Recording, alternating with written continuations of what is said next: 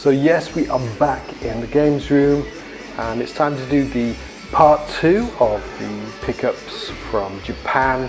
And I already covered the Sega stuff, and as promised in the previous video that I would cover the Nintendo and the PC Engine stuff.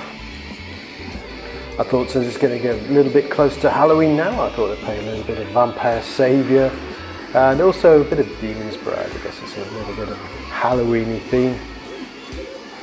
Still need to do the pickups video for the arcade stuff, so I sort of explain that Capcom tank thing.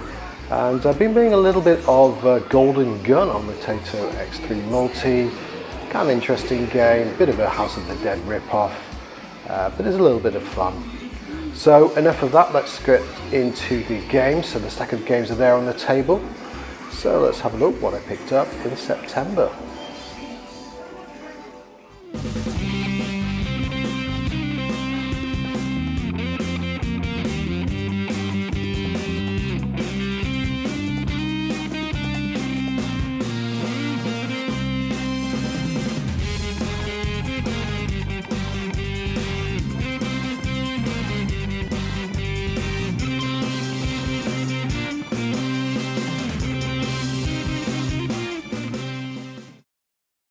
Okay, let's start off with a little bit of Super Famicom and some shooting action with Raiden Densetsu.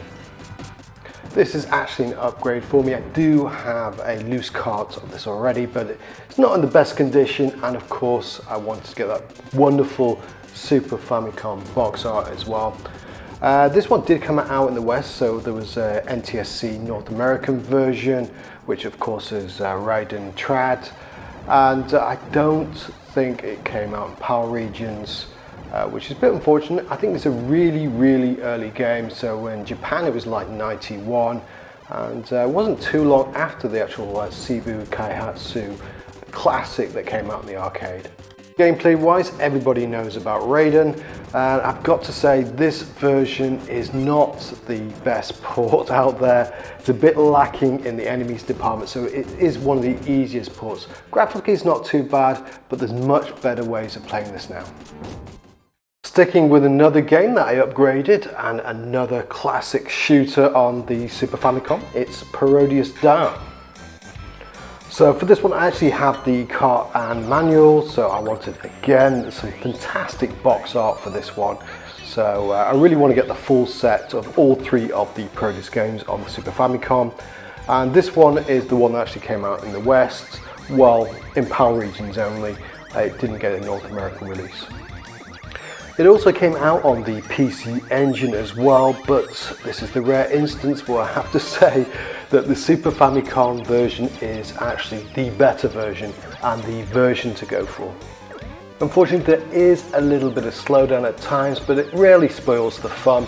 But if you really want exact arcade port, of course, then go for the Saturn version. But this is still an amazing game on the Super Famicom. This is absolutely a must-have shooter on the system.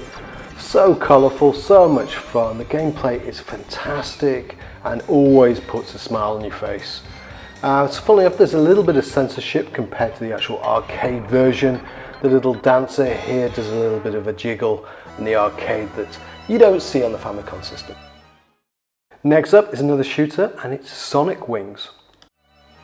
This is a fantastic arcade shooter series that recently I actually picked up the PCB, and actually I had a pickups video of that, but fantastic game.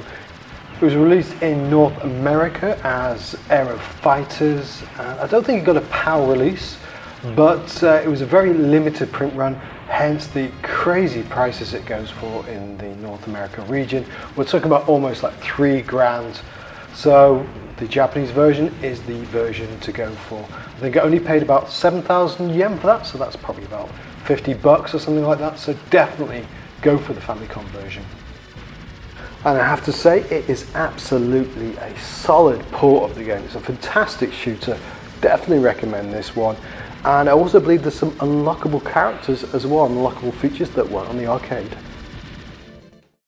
Next up is Spriggan Powered.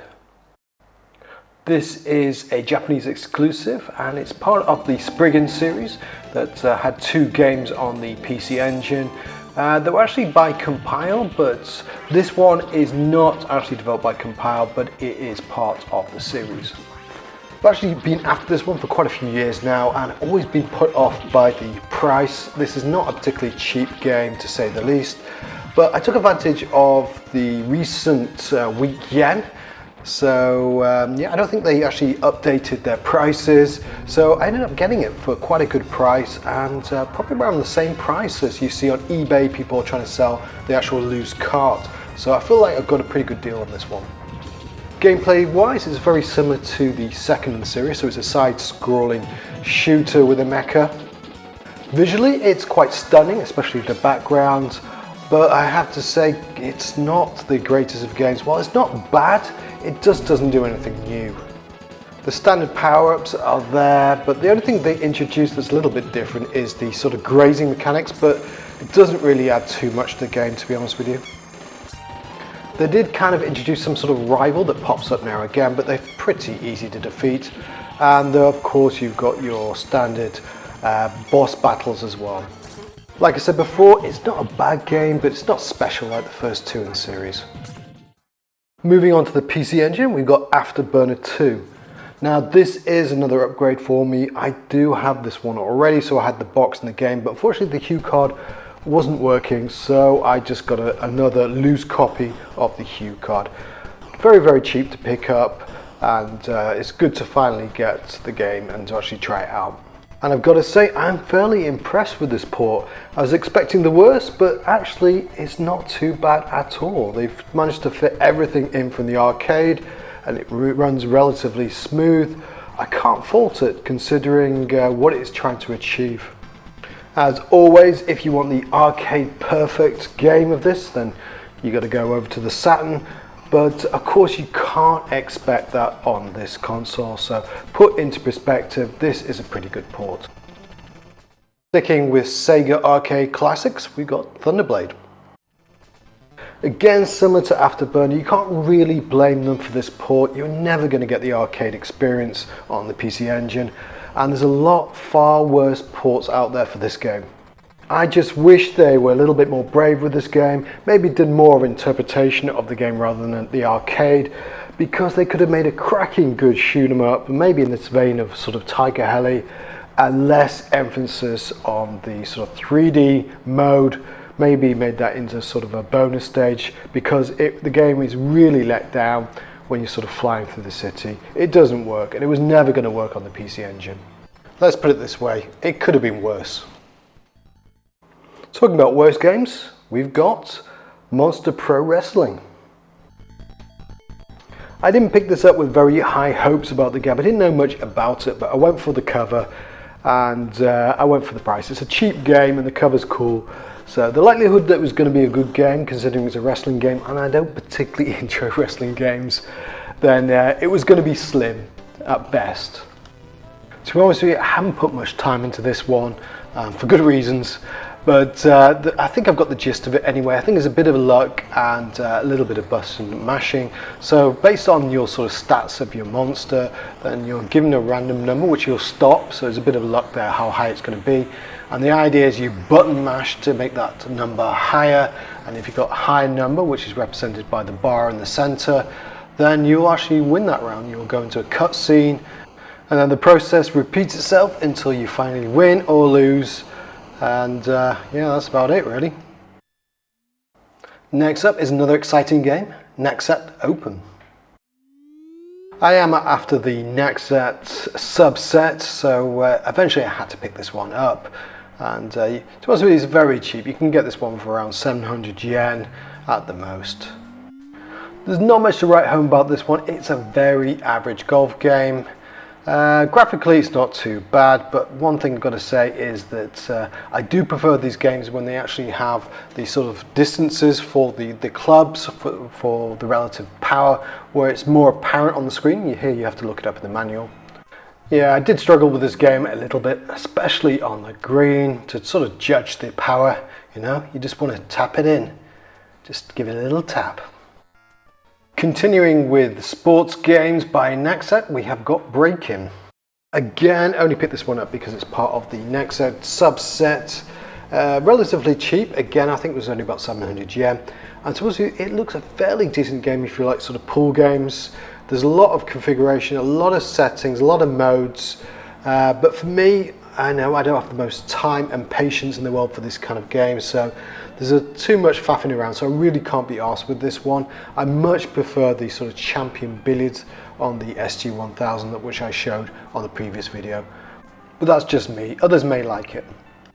I did actually pick up some decent PC Engine games, so let's start off with one, Hyperdyne Sidearms. This, of course, is a port of the classic arcade Capcom game. And there's two variations of this on the PC Engine. So you've got this one, which is the Hue card variation, which has, of course, chip tunes on it. And you have the special version, which is the CD-ROM version with enhanced sounds. But to be honest with you, I preferred this version. I do have the special version already, and I much prefer on the Hue card. This is actually the spiritual successor to Section C. I don't think it's a straightforward sequel. And also Forbidden Worlds is kind of the sort of spiritual successor to this one too. It is your classic side-scrolling shooter where you can shoot in both directions. The PC Engine pulls off so well. It's silky smooth. Definitely recommend this one. In any game that has the Capcom cow for Gunsmoke in it, gets 4 marks from me. Let's get down to business with another amazing shooter. We've got Summer Carnival 93 Nexar Special. So if you like your Star Soldiers types of shooters, and let's face it, who doesn't, then this is definitely a game for you. So Nexar was actually developed by Kaneko, who developed a number of amazing shooters, including Aero Blasters, and even some of the Star Soldier series. So I think they did Super Star Soldier. So you know there's pedigree behind the shooter. Unlike Summer Carnival 92, this does include the full game. So you will get the full game of Nexar minus the cutscenes, but of course you also get the fantastic Carnival mode. If you're like me and have very limited time to actually play a lot of these games, you know, you've got a quick half an hour, you can just jump in and play limited time to get your high score. It's a fantastic way to play some of these shooters. This is the cheaper option to actually get Nexar because it is picking up in price now, if you're not too bothered about not having the actual cutscenes. Okay, so we're down to our final game, and it is Rennie Blaster. Very similar to Spriggan Powered. I've been watching this one for quite a while now, and again I took advantage of the weak yen and picked this up for a price that I thought was fairly reasonable. But unlike Spriggan Powered, I knew very little about this, apart from a few screenshots I've seen in the past. And to be honest with you, I was very excited to finally pick this one up, but there's a big but. I wasn't excited for too long after playing it. I was kind of hoping for some sort of Castlevania game, which I guess to a certain degree they tried to do that, but with the enemies and what have you, it feels more like a Scooby-Doo game than a classic Dracula Konami game.